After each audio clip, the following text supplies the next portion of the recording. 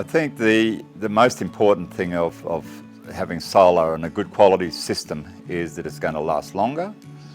We've now taken off systems that are not even 10 years old, and they're totally had it.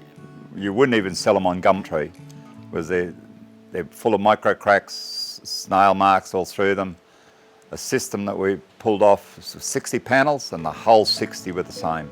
The only thing that would be you could salvage out of it would be the aluminium frame, and it was I just couldn't believe how bad they were in only 10 years. And a lot of the old framing wasn't oxidised, so you just rub your hand along it and you get a handful of aluminium off the side of the frame. A lot of customers that come over to Quality Solar is because they're looking for a good warranty, good backup, dealing with a local. Most importantly is dealing with the local person, and a lot of my clients that I get are word of mouth, because they just see what savings they're getting on their power bills.